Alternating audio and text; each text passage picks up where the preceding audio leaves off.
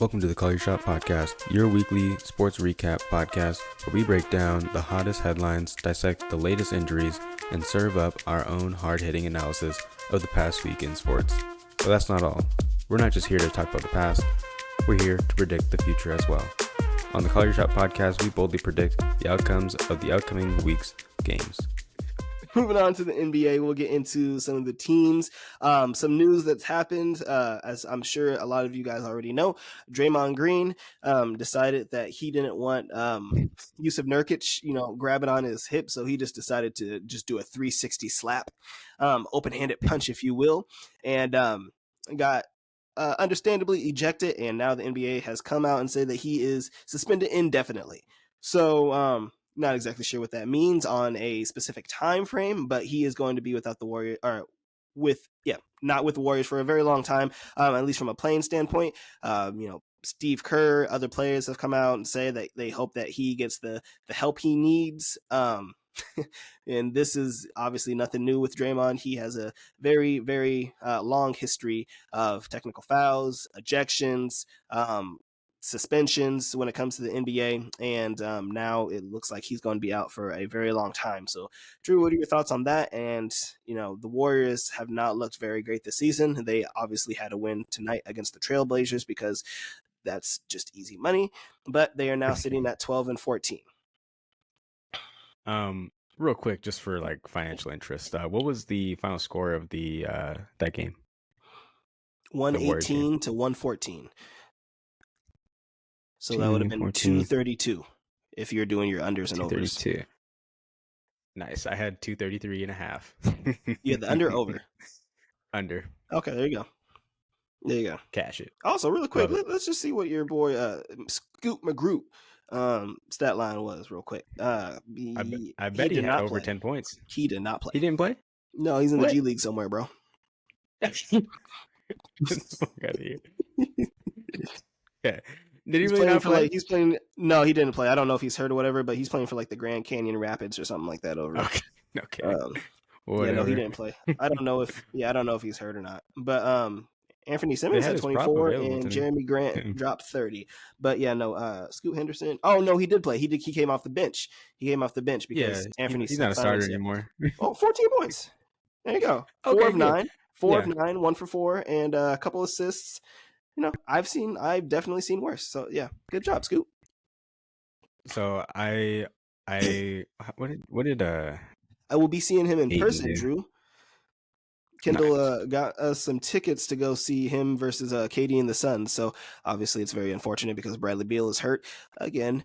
But hopefully KD and Book play. Mm-hmm. I had the over on Scoot. It was 9.5 points, and I was like, that's disrespectful. 9.5 points. It's not. It's not anymore. It's 9.5 points. For any of you, this is Drew's Rookie of the Year pick. Okay. We don't got to talk about that. Anyways, moving on. Draymond Green suspended indefinitely. I believe in one of his protocols that in order for him to come back, he has to do therapy, anger management, and all this stuff. Yeah. Yep. So one thing that I found on cleaningtheglass.com, which is kind of interesting, is that when Draymond Green is off the court, the offensive rating for the Warriors goes down by 2.5 points, and their defensive rating goes up by 6.6 points, meaning that they give up 6.5 more points when he's off the court, and they score 2.5 less points when he's off the court as well.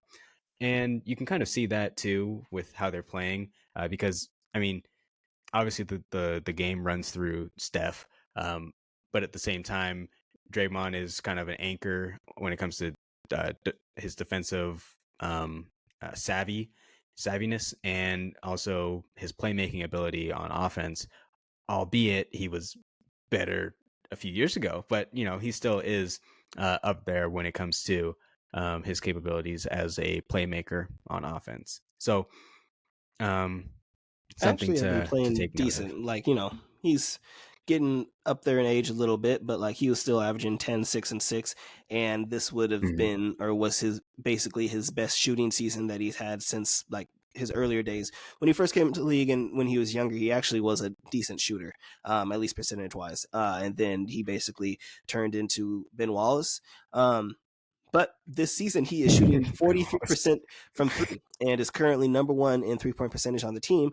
And you have two of the greatest shooters of all time on your team. Obviously, he's taking only 1.2 threes a game, but he had been playing okay. It's going to be very tough for them without Draymond, I feel, because they're already struggling. Steph can only do so much. Chris Paul has not been the Chris Paul that we were used to, even from a Phoenix perspective.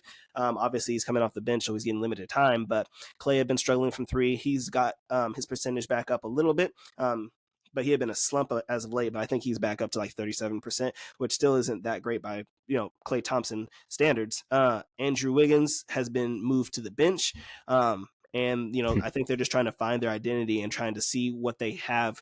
They got rid of Jordan Poole, so they got rid of a lot of their youth, and Kuminga, they were hoping could take a big step forward. Moody, they were hoping can take a big step forward, and then you combine that with Wiggins, with Clay, with Steph, with Draymond, and with Chris Paul. Thought you had a good playoff team that could go even further than last season. Went 7 games with the Kings, ended up winning that, and then they basically got destroyed by the Lakers. Even though it was 4-2, the Lakers, I feel like, took pretty much complete control of that series. But now you're kind of in a weird spot because without Draymond, you're sitting at 12-14 already, and you're not going to play the Trailblazers every night. So it's going to be tough sledding for them. And the Blazers covered. All right. Okay. Let me tell you something. Fair enough. It's gonna be tough sledding for them. And if hypothetically they go maybe a play-in team, they don't make the playoffs, or they get a first round exit or something like that, it makes it a lot tougher because Draymond got his contract, but Klay Thompson wants to be re-signed for big money, and you're likely not going to be able to have him, Steph, and Draymond, who they gave the 4-year, I think, $100 million or something like that, $90 million that he got his bag. Yeah. And now you're in this situation. And then now you're in a situation from a chemistry perspective because Draymond's already shown that, it's hard when your leader is the most aggressive on the team, on and off the court, with your team and against your team. So it makes it very tough. And you really need Draymond, especially in the playoffs. I think Draymond is a great player and a great defender, especially in the playoffs. But, I was watching a compilation of his fouls and stuff. I was like, man, there was a lot. You go back to the ball kicking days and the LeBron James NBA Finals days. There's just too many to count. For real.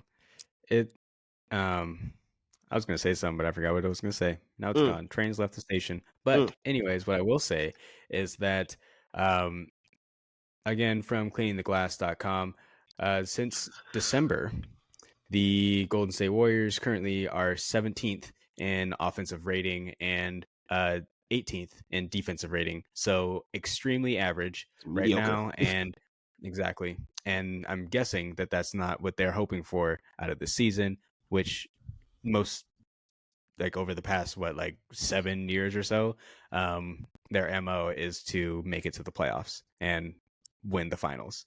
At least get to the conference finals. That's been their standard for the past 7 years. So, and now it's really tough because, as I mentioned, Andrew Wiggins, who was second on the team with finals MVP votes during their championship run, now is averaging 12 points and going 3 of 3. It is no longer the defender, the two-way defender that everybody always expected him to be, and it's just been bad. And he's been moved to the bench, and now basically you have guards like Pojas. I don't even know how to pronounce his name, Pojušeski or whatever. He's giving our energy. Dude. I was like, who is that guy? Yeah. He's not bad. I'm just saying that's the type of those are the players that we have now. And Kuminga hasn't taken a step forward. Moody basically has regressed, if anything, and it's really unfortunate. So now it seems like I don't want to say that the dynasty is ending. I think the dynasty they might just be closed. Period. It's hut, bro. That's what I'm saying. I don't think it's ending. I just think it's over. So yeah, it's very unfortunate. People are talking about where could Clay go again now. People are talking about potential Steph. I don't think Steph's going anywhere. Steph's going to retire as a Warrior, I believe.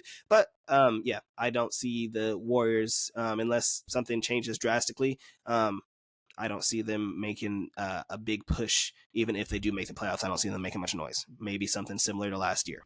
And if they go against the Kings in the playoffs, I don't think that the result's going to be the same. because the Kings had them 3-1, and the Warriors made it a 3-1 comeback or something like that. I think. Yeah. Or it was 3-2. It was 3-2. Kings were up 3-2. Yeah, and it was basically like, that was cute, guys. You're still my little brother. Right. We're done with that. Like, oh, you think you're us yet? And, yeah. And then Steph basically that dropped like Mhm. 50 in Game 7. So, you know, Mhm. it'll be tough. Additional news. What else did we have? We have John Morant, who is scheduled to come back from his 25-game suspension this week. Grizzlies could They need definitely it. use him. They are sitting at 6-18, and currently that would rank 13th in the West. They are 7 games out of the 10th spot, which would be the last play-in spot. As I They're talked currently about, 29th in offensive rating right now. Yeah. Desmond Bain, I think he dropped like almost 50 like a couple nights ago. So that was like kind of interesting. But no, they've been bad. Their defense has not been great, which is very interesting because you have 2 defensive player of the years in your starting lineup. But Ja, One was obviously, Fugazi. who? Smart. I mean, like, you can't just give it to whoever has the most blocks in a season every single time. I mean, The yeah, best but at the same on-ball time, like, defender from the perimeter. I mean, was he really locking people down though? Like, he was more of a pest and flopper than he was actually like a lockdown defender. I mean, Like, but I yeah, think but Patrick Beverly's a Jared pest and flopper Jackson. too. Okay, but also he's not really locking down people. Like, he's not winning defensive MVP either. So that's what I'm saying. Like, like, I think Marcus Smart is actually a good on-ball defender. He has the ability to create turnovers. He has some good size from the guard perspective. He kind of is a combo guard, but like he's like, I think like 6'4", and he has a good wingspan. But I hear you. I do. It definitely could have went. Jaren Jackson's definitely was deserved. But yeah, so it'll definitely help with Ja. As I mentioned earlier in the season, I had them, I think, as like a top 7 team, just because I thought, with Ja over the past 3 years, they've been on average like the 3rd best team in the West. And I thought that without Ja, you have Marcus Smart to at least hold down the fort, and I thought they could at least be, average, maybe go like 12-12 through their first 24 or 25 games without Ja. But they're 6-18, so they got a lot of work to do. I still think that they're going to be a good team. I think that they probably can squeak into a play-in team, meaning like, they could beat Utah, and who knows what's going to happen with Golden State now, and then they're in the 10th spot. So that is interesting of note. But do you think that with Ja, the Grizzlies will be able to make it, or it's basically too far at this point? They are, as I mentioned, 7 games back from a play-in spot right now. I could be tempted by a potential long shot on them to participate in the play-in game. Yeah. Not make the playoff. I don't want to. Yeah. They're 11 games back already from the playoffs. Yeah. So like, yeah, I'd be interested in that, and I think that is a possibility for them. But as far as anything further than that, I mean, just looking at the body of work that they've shown so far, doesn't look like John Morant can't help on defense. Like, he's going to be more of a nuisance on defense than he is anything else. Sure, they'll also be able to help him on offense and stuff, but when it comes to that atrocious defense, it's not going to get better when he's out there. Also, on one last note on our boy Marcus Smart, they're actually giving up 1.5 points. Oh, just misread that. They're giving up 0.7 more points when he's on the court versus when he's off the court.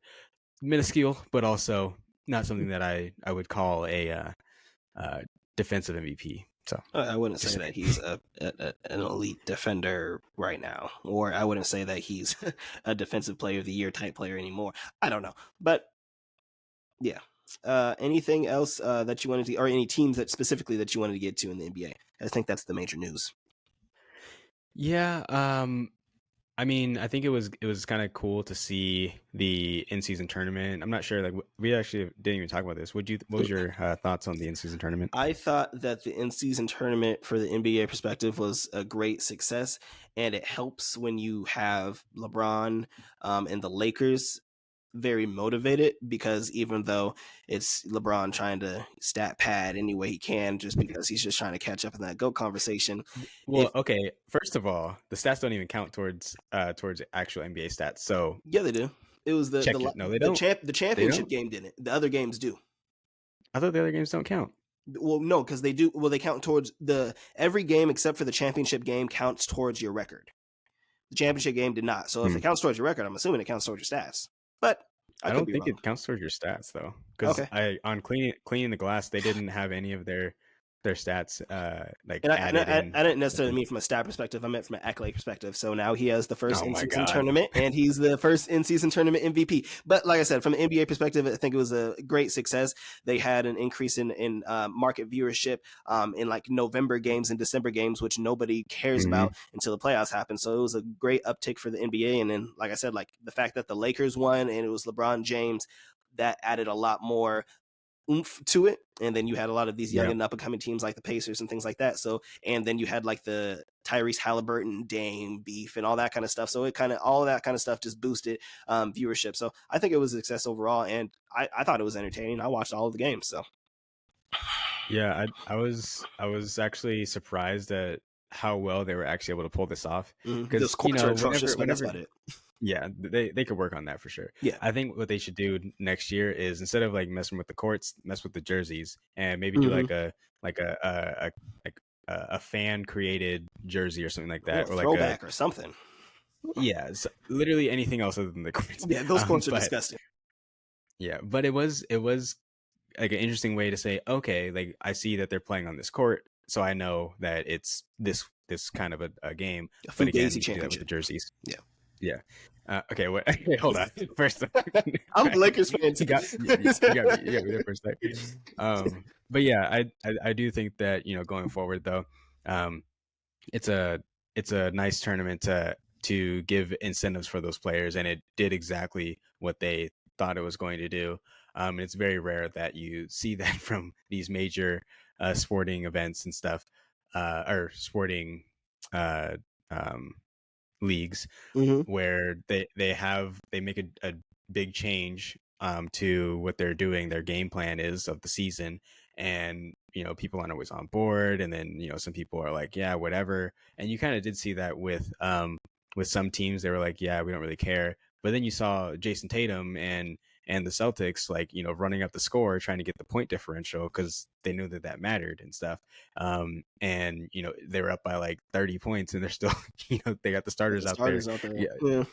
You know, but KD was even saying too, like even like in the games, he was like, it feels like a playoff game. Like it felt like a playoff game. So like the intensity was there, the execution and everything was there. And yeah, like you mentioned, like the incentive for the players of 500,000, like, you know, here these players making millions of dollars, tens of millions of dollars, and things like that doesn't sound like a lot, but like people have to realize like it's only like these star players that have these like multiple year, multi $10 million contracts and things like that. There's 3 or probably like 6 or 7 players that are either making vet minimums on rookie contracts, on 2-way contracts and stuff like that. So winning the in-season tournament, like for some of the people, doubled their salary or, you know, increased a lot. So it had a lot of incentive for them, and that's something that the players talked about a lot too.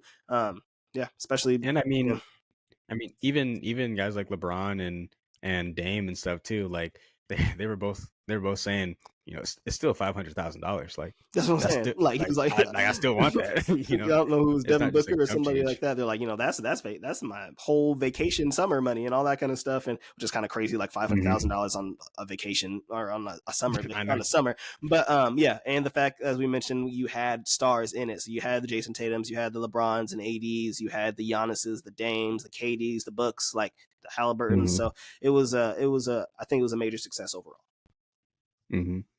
Another note too is there's a little bit more insight of kind of how teams have been doing over the past few weeks since December 1st. So Milwaukee is currently first in offensive rating, and then it goes surprisingly, the New York Knickerbockers. It kind of helps when you have a few 50 pieces in there from Jalen Brunson. Shout out Jalen Brunson, man. I mean, he's a dog. I'll give him that. Did you hear Kate talking about Quentin Grimes though? Like that was so rude. So in their post presser against, I don't know if that was the game where Brunson did score 50 or not, but the Suns lost to the Knicks, and basically Katie was talking about, how the changes and adjustments that they need to make, and he could have went down anything. I think it was the game that Brunson scored 50 or something like that, but he could have talked about Brunson, Mhm. could have talked about anybody, and he was like, Quentin Grimes had 9 points. He had 3 threes. He's like, he doesn't dribble. He doesn't assist. He doesn't pass. We can't have him scoring points and stuff like that. Basically, he just came at Quentin Grimes' throat, paused for no reason. I'm like, man. So like, it was all over social media and stuff like that too. I have to send it when we get off here. But like, they're like, why do you have to do Quentin Grimes like that? He said he doesn't dribble, he doesn't pass, he doesn't do anything. He can't have 9 points. And he literally went That's in for hella like funny. 2 minutes on Quentin Grimes. I was like, damn. That's actually hilarious. Mm-hmm. I didn't see that. Mm-hmm. But yeah, so okay, one thing that's also interesting is New York's supposed to be, like a top tier defense and everything, right? Since December started, they currently are 30th in in defensive rating. That means that they are worse than the Pistons. It's weird too, because they're not like, obviously, like you got Thibodeau in his defensive philosophy, so like that's usually what his calling card always is with his teams, and then you have Mitchell Robinson, who's a great shot blocker, but like, Well, he's hurt though. that's what I'm saying, he's hurt, but like Julius Randle's not a good defender, like Yeah. RJ Barrett's not Neither. like, if you like, actually Yeah. Jalen Brunson like is a fine player, but like he's not a elite defender. So like, if you actually look down the line, That's they don't fair. have many elite defenders on their team other than like Mitchell Robinson and like Josh Hart type players. That's fair. So I've always thought that was interesting too. But 30th is bad, especially worse than the Pistons, who are like on a 21 game losing streak. Like, we can get into that too. That 21 game losing streak. And obviously Monty Williams is the coach now, former Suns coach, who turned that whole franchise around. Obviously, they're still young. They have very good talent. Kane Cunningham, Jaden Ivey. They have a lot of Isaiah Stewart. They have a lot of young players and a lot of young talent, but like, they are currently on pace to have one of the worst seasons in NBA history, the worst season in franchise history. And I think right now they're top 5 in the largest, basically losses in a row in NBA history. I think they need like 5 more to tie the record. I think they're up there with like just history in general of like, that's what I'm saying, like, the 4 major sports. Yeah. Oh, and Yeah, like, it's not. It was bad. And the Spurs were also on like an 18 game losing streak, and they end up beating the Lakers recently, which just come off of an in-season tournament championship. So they come off the in-season tournament championship, then they lose to the Mavs in a very close game with Luka, who, since he's become a dad, is averaging 50 points a game over the past 7 games. It's crazy. That is crazy. Like, basically a 50-point triple double. But yeah, the Lakers lose that game, and they lose to the Spurs. Make note of that. Call that the father bump. Legit, the father bump. It's an infinite, famous father bump. It doesn't matter what sport it is, honestly. Legit. One thing too is that like, it's not like they're like, the old saying, good teams win, great teams cover. They're trash. They're the Pistons. Absolute garbage. Yeah. They can't cover their mouth. Like, they were I believe it was like 14-point underdogs the other day against the 76ers. They got blasted 111 to 129, and then they played them again at Philadelphia, and then they got blasted even more, 124 to 92. And then they're like, okay, well, we'll make them 16.5-point favorites. They got all the way up to, I think, 18 in some point at some books. And then they got blasted again, 146 to 114. Like, you can't even, like, you can't put the point spread high enough. I think I might be tempted at 30. Like, yeah, I might, like, give them a chance then. Recent games that they lost to the 76ers, like you were saying, like, they lost nearly by 50. They had like Tyrese Maxey, and I don't remember what other player it was, one of his teammates. They were looking at the stat line on the bench, basically like midway through the fourth quarter towards the end of the game, because like it was the largest deficit in history. So they've been struggling bad. I don't see it really turn around anytime soon. And like I mentioned, the Spurs had been on their losing streak. Obviously, got the win against the Lakers. They just lost to the Pelicans, 146-110. So they lost by 36 points. One obviously spark or positive note with the Spurs is Victor Wembanyama, who they moved to center. So originally they were starting him at power forward, and they had basically Makes no sense. Yeah, I don't understand that either. Cause I don't think that it's not like you have many imposing centers other than like the Jokic and Embiid in the league. So I don't understand that. But since he moved to center, he's averaging 20 points, 16 rebounds, 3 assists, and 4 blocks a game. So they're not winning games, but they are a top 5 defensive team since he's been at center, and like he's just him. He's just him, and I think that he's starting to pull away from Chet. The argument was made that he had slightly better stats than Chet, but Chet was obviously winning. But I mean, if he's going to be averaging realistically probably like around 20 points and like 14 rebounds with his blocks, I mean, it doesn't really matter at that point what the record is. I don't know, but I think Chet is also a great player, and as we haven't really got into it, but the Thunder have been balling recently, actually all season really, and they are currently sitting at second in the Western Conference, right behind the right behind the Timberwolves, who are 19-5, which is crazy. I was not expecting that great. I thought they were going to be solid. I thought they were going to be a 7th, 8th seed. I did not think that they were going to be 19-5. One last quick note on Victor.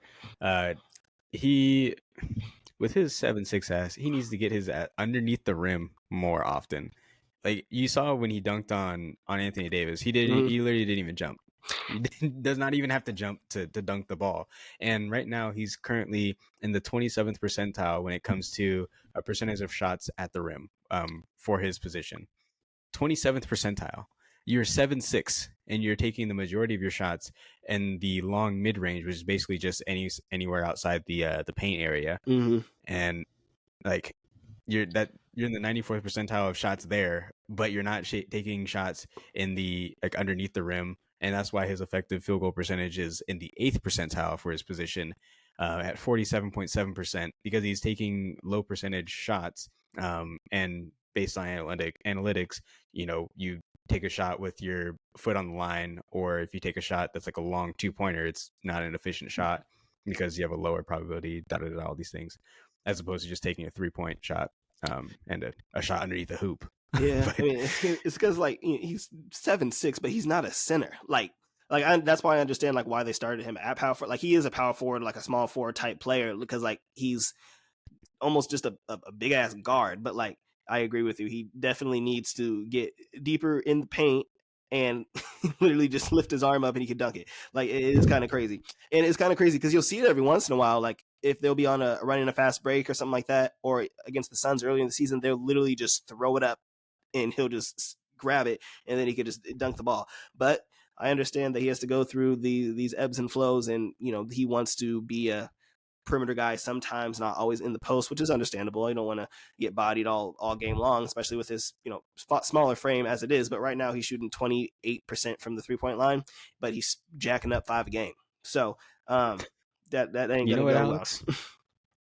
You know what? I also wanted to be an astronaut when I wanted to grow up. You know what I mean? Sometimes he has a good you don't shot. get what you want in life. He has. I mean, that's okay. Like, when you're on a terrible team and you're the number 1 draft pick and like the best recruit since LeBron James, you can do whatever the fuck. I don't think they're going to tell him like, "No, Victor, you can't do this, or you're going to get benched." I think Greg Popovich knows like you're all I have. Like who else? Jeremy Sohan. I mean, other than Vassell, he's basically all they got. And I like Vassell. He's just very inefficient, but I watched all of that. Actually, no, I didn't watch all of it because I couldn't bear to look at it. I only saw the beginning of it and the end of it, when they played against the Lakers, the Spurs. And I like some teams where I'm like, oh, how do they keep on losing games? It doesn't make sense. You watch them play and you're like, oh, well, they were running on the Lakers too. They beat the Lakers by like 20 or 30 points, but like, yeah, no, the game before that. Oh, okay, yeah, where they ended up, because they just every play they just turned the ball over. Yeah, and it wasn't even just like, oh, like they they stole it or like they blocked the shot. It was like they passed it to nobody, or they threw it all the way across the court, and like it was just like a telegraph pass, and they just went down, dunked it, and it was, oh man, it was like watching my sister's high school basketball games. It was just tough watch. Well, they don't But have like a. That's the thing too that they were talking about. Like now in the off season, they're going to try to build around Victor Wembanyama, obviously, and they're going to at least try to get a formidable uh, guard that can help create opportunities and shots for Victor, so it's easier for him. Because they tried to start the season with Jeremy Sohan as their starting point guard, and he's not he's not it. like for a forward, he has solid vision and a solid handle, but like you try to tell him, oh, you're just going to be our pure point guard and try to act like you're LeBron or something like that. No, it doesn't work. So now they've tried to bring in I can't remember his first name, but it's like Branham. Like basically, I think he's a younger or he's a rookie, stuff like that. But they don't have like an actual Malachi. Yeah, I think he is rookie, but so they've been playing him more so. But they've been trying to play some pure point guard to try to get some more playmaking ability for Victor Wembanyama. But I think that's going to be the first priority for them in the offseason to help Wembanyama. And I think that with Vassell and with Victor and with your boy. Zach Collins, I think he's hurt now, but he's had some good minutes for them. I'm not going to lie. He's actually played very well for them. I think the Spurs are a fun team. That game that I was watching, I was like, oh, there's Zach Collins. I remember he's playing on the Blazers. He goes up for a layup under. He was driving straight onto the hoop. He hits the underside of the backboard. Hey, man, he still has some of those Trailblazer plays in him, but sometimes he be hooping. I ain't gonna lie to you. The Spurs are sometimes it's gross to watch sometimes because, like you said, they do turn the ball over a lot, but they're always entertaining because they're a young team. They like to run, and then anytime you turn on the TV and you have a 7'7" slender man on the court, like it just looks crazy. So yeah. Any other teams or any other thing within the NBA that you wanted to get into? Yeah. So the Clippers, my Los Angeles Clippers, I told you they would be fine, and they were fine. I already have futures on them. I have futures on them to win the championship.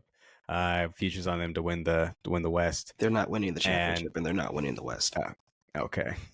Well, when they make it at least to the conference finals, I'll have good value on that ticket. You want 2 dinners? And then I'll probably take the other side. I'll bet you a dinner they don't make the finals, and I'll bet you a dinner they don't make the Western Conference Finals. That is a terrible deal because it's not like a 50-50 thing whether or not they're going to make it. I mean, if you say that they're going to win the championship, then I think it should be 50-50 that they at least make it to the Western Conference Finals. I mean, you have like 5 Hall of Famers and stuff like that. But as you mentioned, they are hooping, and they have been much better. They started off, I think, like 0-6 with James Harden when he first came in, and then they kind of went mediocre and kind of like 500. And then Russ basically made the open announcement within the team. He's like, basically, put me at the bench. I'll come off the bench because obviously it just was not working. Spacing wasn't working when you're starting Russ and James Harden together, and there was not enough basketball to go around, as PJ Tucker said. So they moved Russ to the bench, and since then, and over the last 7 games, they're 7-0. And they have looked great. So James Harden is kind of back to his Nets playmaker days where he's able to score and able to get some good numbers assist wise, and he's not having a dramatic amount of turnovers. Him and Russ are still having a good amount of turnovers, but it's been much better. And then it gives Kawhi and Paul George the opportunity to cook. So I'm not gonna lie, they have looked very good, and they are. I think they've beaten the Nuggets. They've had some good wins over the past 7 games. And each one of those games, too, at least the past 7 games that they've played, they've averaged a defensive rate or averaged offensive rating of 126.7, which is 3rd in the league. They've also managed to have a 112 defensive rating, which is 5th in the league. So not only are they getting it done on offense, they're also getting it done on defense as well. And they're healthy for now. So let me just knock on wood real quick, and hope that lasts the rest of the season. Sounds and that's like one thing that I fan in December. Yeah, that's one thing that I kind of noticed though too, is that a lot of these top teams, they're solid on offense or they're solid on defense, but they don't have the other side of it. They don't have the complete package. Philly's another one of those teams too, where they have been able to put it together on both sides, but it also does help that they've had quite a few games against like pretty bad competition, and the 76ers, or 76ers, the Detroit Pistons of the world, kind of help boost those stats for them.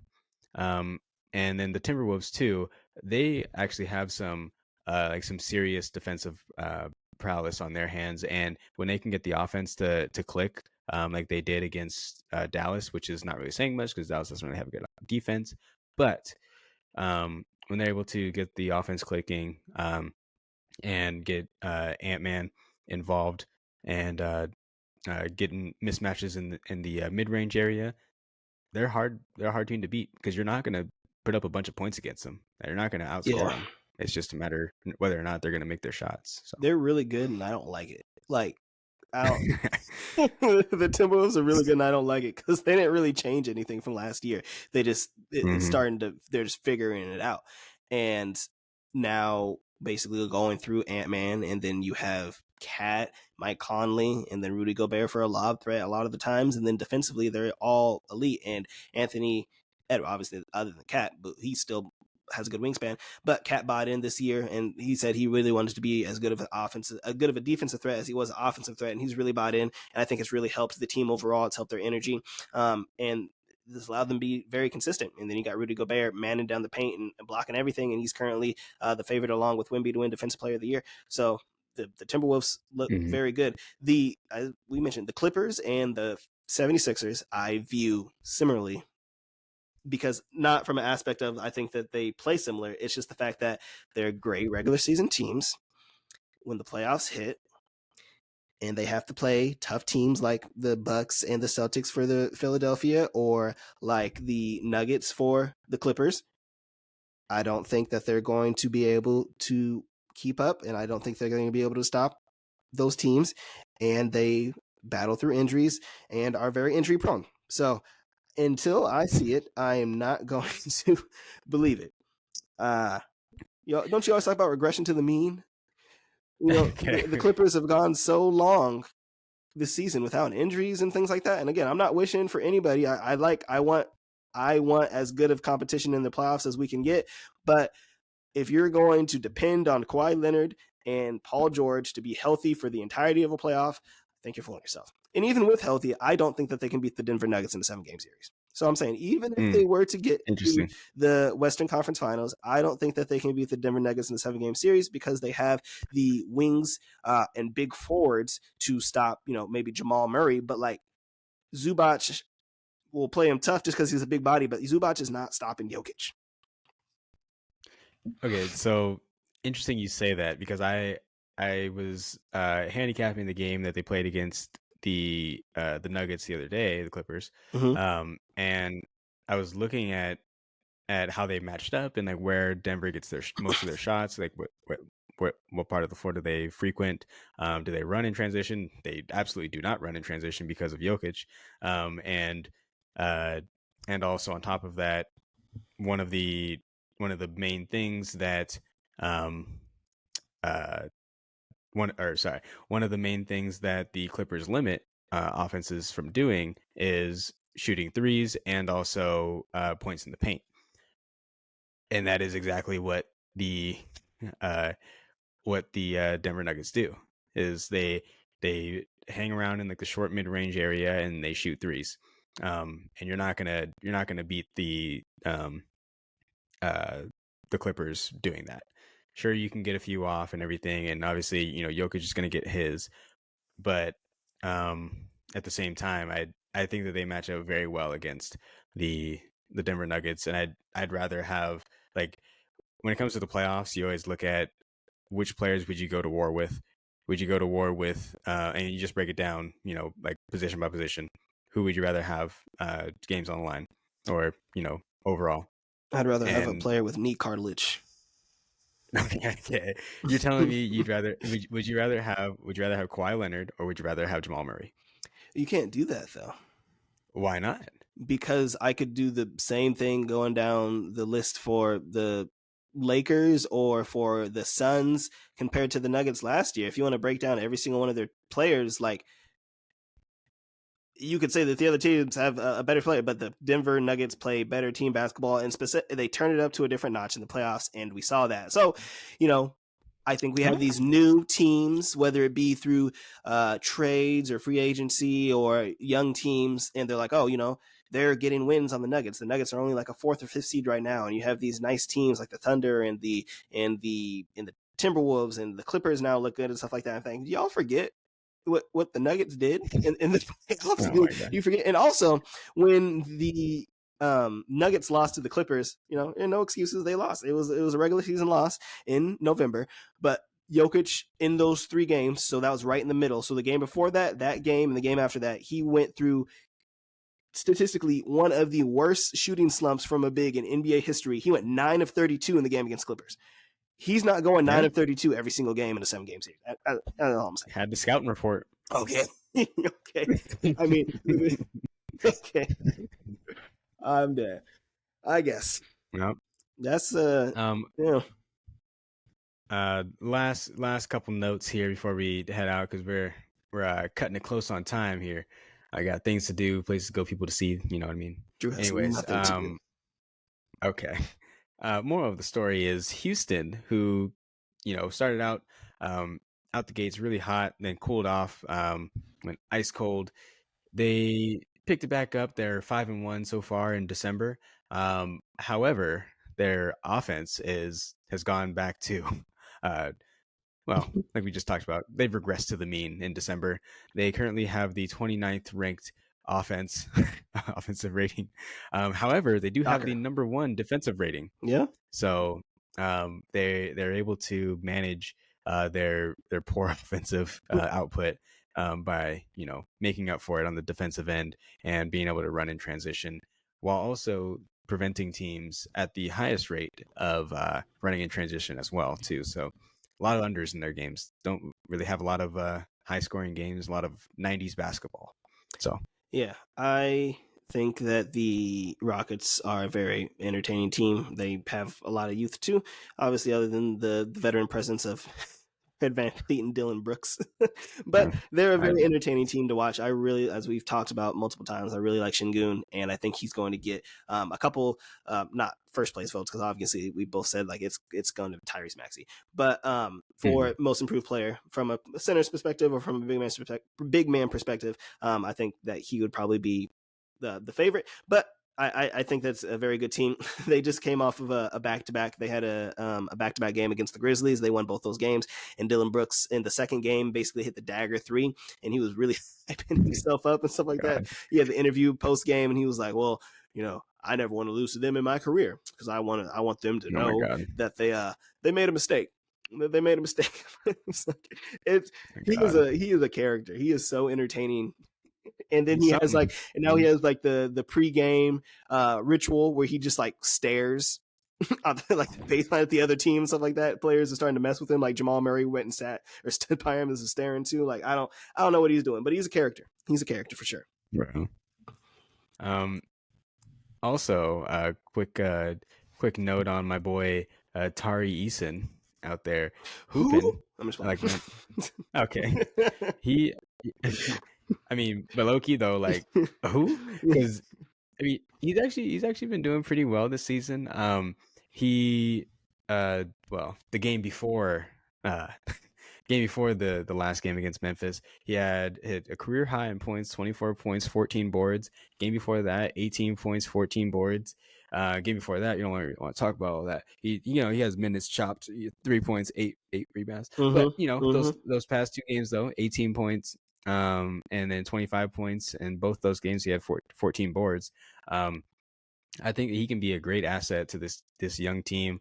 Give him something on offense, and as well as helping out on the boards too.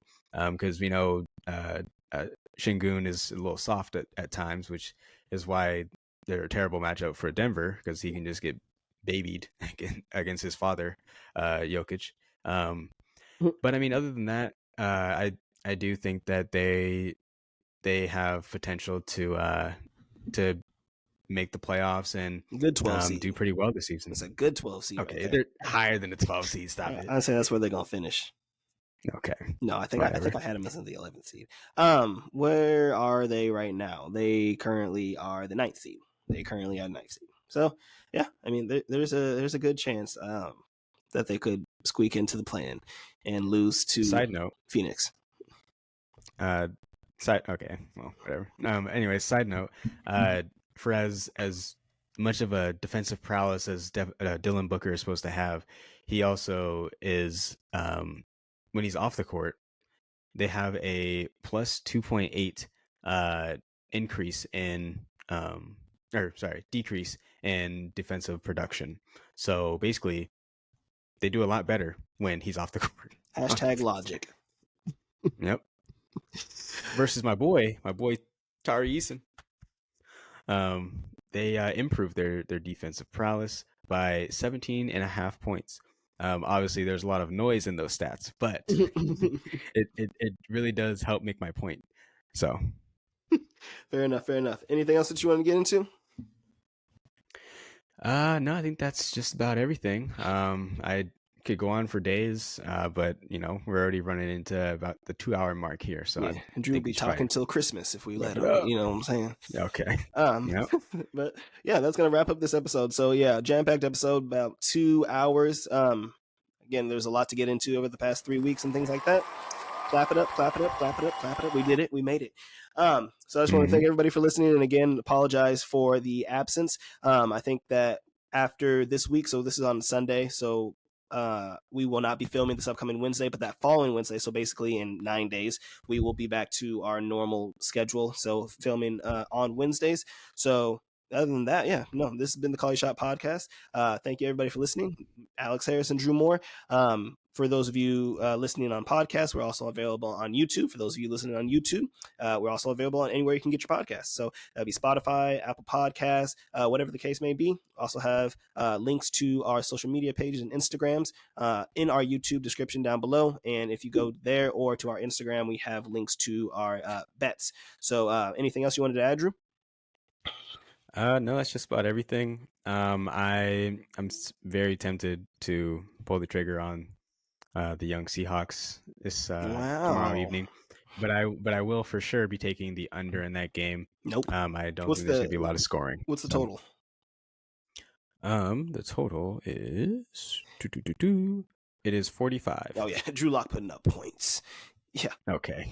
45. You're taking the under, so like 22 a game, 22 a piece, really? Mm-hmm. You don't even think the Eagles are going to blow it out and get their 30 because they need a bounce back game. So somebody needs to score some points. I'm loyal to the bet split. Okay. And especially it being a primetime game, totals dropped 2 points already from 47 down to 45. 38% of the money or 38% of the bets are on the under. Yet the line is falling towards the under. There's a decent chance that both teams will be playing with their backup quarterbacks. So hey, that's fine. I'll take it. So that's facts. But that's pretty much it, y'all. So we will see you next Wednesday. Peace.